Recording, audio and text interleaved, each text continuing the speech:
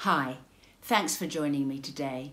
Have you ever wondered why everything always seems to fall to you in the step family to sort in terms of it's like you're always having to give and be nice and do the right things and manage things so that everything goes okay.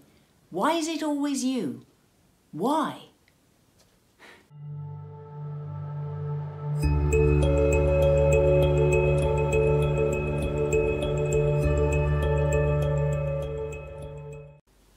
I post once a week, so subscribe to my channel and hit the notification bell and I'll let you know every time I post.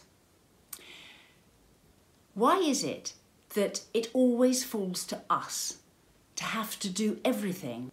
Why is it that we are the ones that need to keep on thinking, planning, organising, trying to get things done, arranging things so that things go better?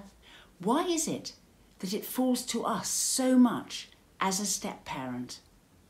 So many times step-parents say to me, but this really isn't my job. You know, it's their parent who should be taking charge or doing the discipline or organising things or not letting them do this, that and the other, or their other parent should be doing this, doing that, and it's just mucking up your life. And why is it that it always seems to fall to you to have to go that extra mile and do that extra thing? Well, I don't know why it is that you have to go that extra mile all the time. But my experience of it is you have to. And the reason why we have to is because that way things will work out better for us in the end. So you can say, I'm not going to have anything to do with their schooling. Well, fine. Maybe there's no room for you to have anything to do with their schooling. Fine. But if you take the attitude, well, that's over there and I don't care about it, I'm not going to bother about their work, their sport, their uniform, their friends, how they're getting on, nothing, that's all in that department over there, then that's going to mean it's going to have an impact on you in the end. You can choose to do that.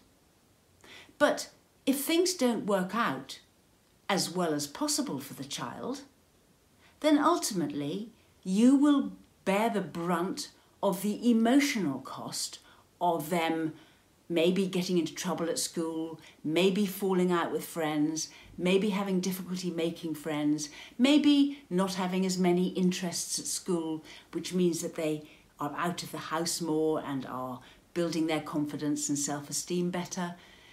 If you don't keep on working at things, then you ultimately suffer most.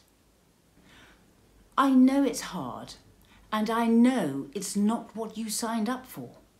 It's not what you anticipated.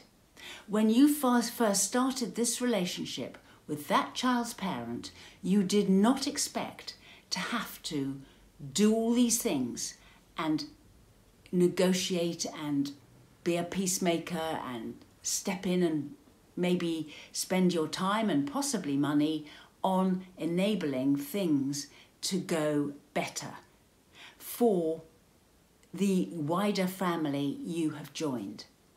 And it is a balancing act because you do need to do it in a partnership, in your relationship.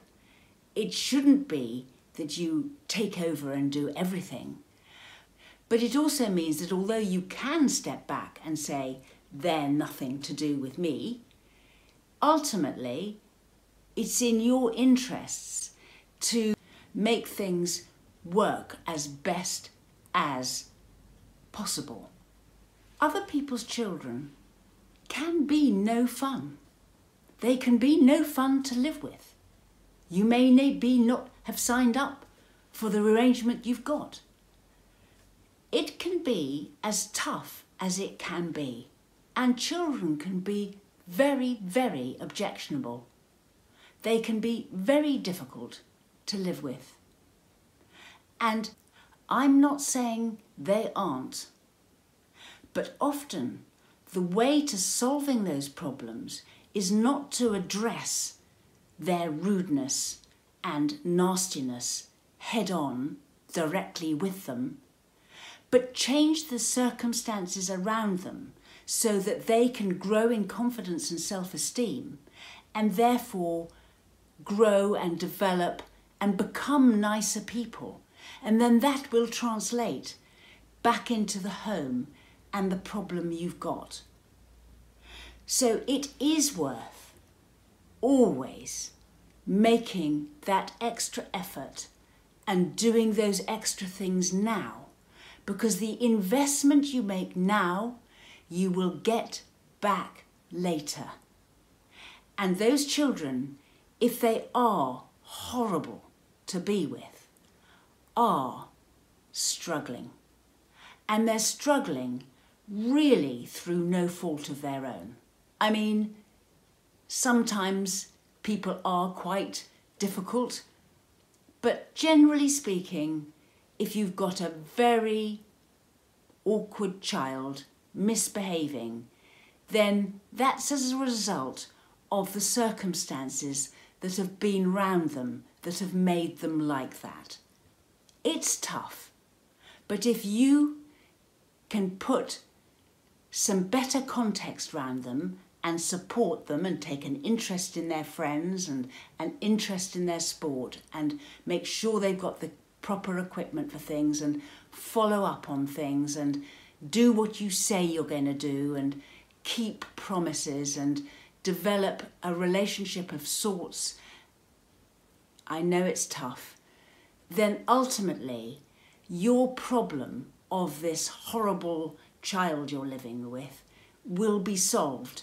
But it's you, the adult, that has to make well, you don't have to make the investment first, but it is one way of addressing this problem is you, the stepmother or father, keep on making that investment in your stepchild, because every little golden nugget or little piece of goodness you can give them, you'll get that back 100 times and more as life goes on.